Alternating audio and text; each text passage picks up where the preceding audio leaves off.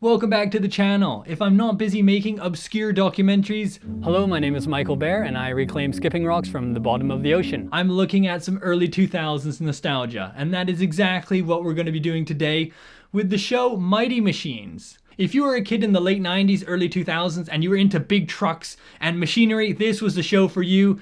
And it aired on cable, but we didn't have cable, so I just watched the same VHS over and over again, which is why I have like the intro scene burned into my memory. I had actually completely forgotten about this show until I was watching a YouTube video by the channel Practical Engineering on landfills, and it showed some machinery driving over garbage with those really spiky wheels, and that like triggered a memory. Basically, I had a Ratatouille moment about a show that I used to watch when I was like 5 or 6. So sit back and relax and let's check out a Mighty Machines episode about garbage trucks and the dump.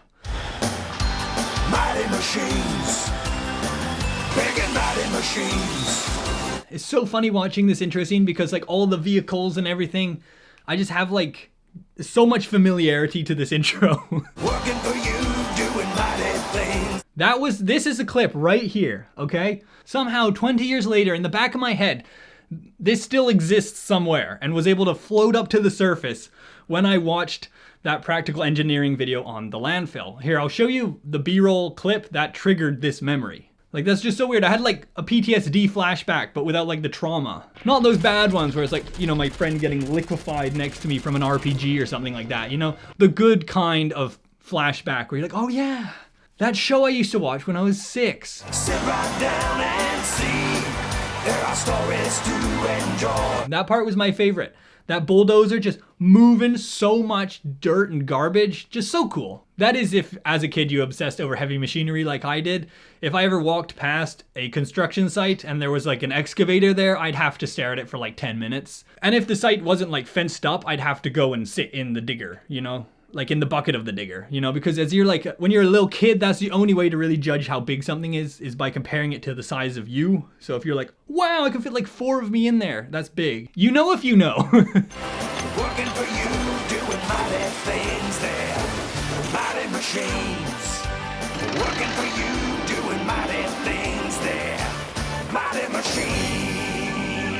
It's just such a cool intro. The way that the letters are also machines and tools too. Like the T is a crane. I mean, it's pretty epic, you know? Honestly though, 6-year-old me, the M, that was the cool one, you know? It's got like pliers or, you know, something like that. The I and the G, not super good. My OCD brain would have liked them to like clip in and it'd be like a perfect fit, you know?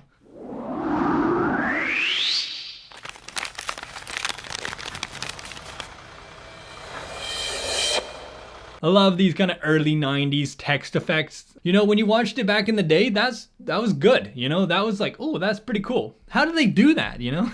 Hi, kids! I'm Trasher! I'm a garbage truck! I can take all kinds of garbage. Bags. Boxes. Why was there such a long pause? You can definitely tell it's an old show because, you know, that cardboard definitely should be recycled. People in the 90s, that's just what we did, you know? We threw away cardboard. We were just built different. As opposed to like all those people from the 60s that are like, yeah, we just threw away everything. Recycling wasn't invented yet, so we just chucked everything in the garbage. Your car broke down, you just rolled it into the woods and left it there. My main criticism of the show isn't like that there's a sentient garbage truck that's narrating the show, it's that they threw away cardboard when they should have recycled it. Boy, it looks like it's gonna be a busy day. You'd be surprised how much stuff I can hold. This show's doing garbage trucks so dirty, making them sound like, I guess they are kind of dirty, that's kind of funny, but if they actually were sentient, I think they'd be pretty mad by the way they're being portrayed in this show. You know, they're like, oh, I'm a garbage truck. Like, they gave it like this like dumb hillbilly voice for some reason. Hey, watch this. It's gonna look like a pillow when I'm finished with it.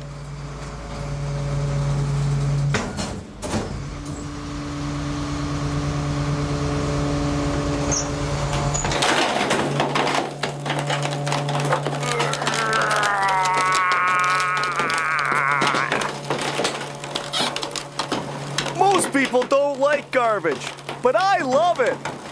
To the show's credit, I do like the pacing of it. It's like a slower, more calmer show. You know, it's not like the kids shows you see today or like that Mr. Beast content where it's like, okay guys, I just filled an entire garbage truck with Feastables chocolate, and if you can climb in and grab one before you get squished, you get $1 million. They showed the whole sequence of the garbage getting squished without like zooming in or anything. Those hydraulic press videos that get like stupid amounts of views, this is where they came from, right here. How you doing, kids? I'm Whitey. This big building is called the transfer station.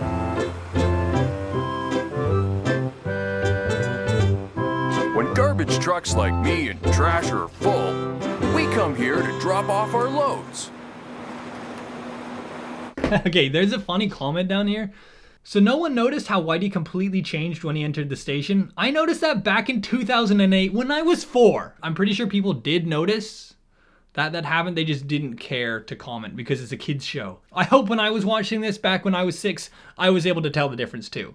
This comment says, Whitey turned from a Ford Series garbage truck to a GMC Brigadier garbage truck. So as we can see, a massive continuity error that definitely needs to get fixed if they want to do reruns of the show. Thank you, finally, I'm not the only one who noticed. I kept thinking I'm just crazy. How did this one part of this video cause so much trauma? I guess other people weren't believing him when he went to school. He was like, you guys see that episode of Mighty Machines last night? When the garbage truck went into the warehouse, it turned into a different garbage truck. And they're like, no, it didn't. You're making that up. And he's like, oh, was I making it up? You won't believe how much garbage I can hold. Said the average Reddit user. Here it comes. Oh, wow. Why does he sound like he's enjoying it? Like, trying to make it seem like he's at the toilet. Hi, Whitey. Hey, Biffy. It's nice to see you. Oh, they called him Biffy because of the back. Watch this trick, Whitey.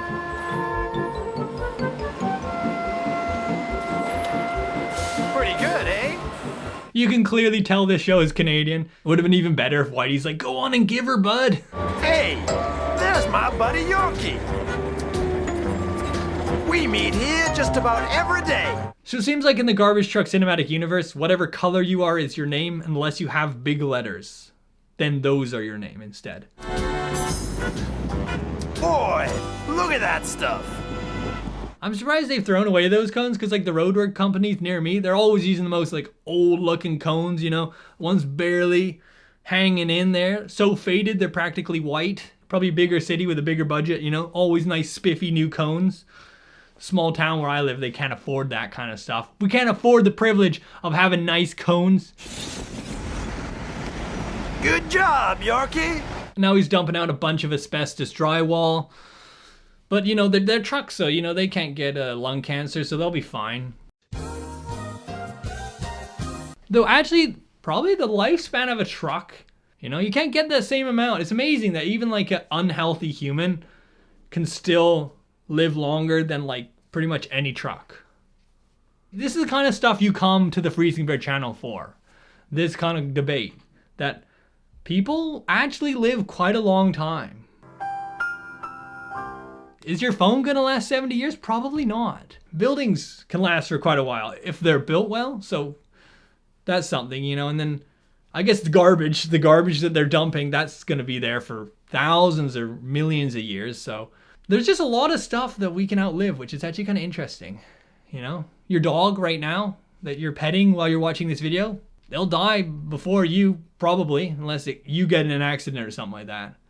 Boy, that escalated quickly. I'm Pee-wee. I'm one of the stars of the dump. Just watch me move this mountain of trash. Why do they call him Pee-wee? Why didn't they call him Cat? I guess, you know, he's not a garbage truck, so those kind of same universal rules don't apply to him. He's not called, like, Beigey Orange or Cat. You know, he has to have a different name, you know. That's bulldozers do things differently. There's no garbage pile too big for me.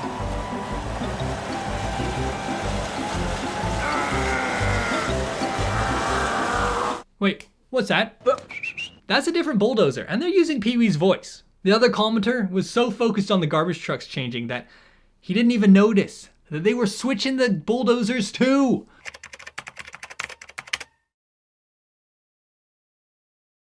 Spike, you go first. Oh, yeah, I'm poet and I did not know it. Skippity-doo-bop-bop.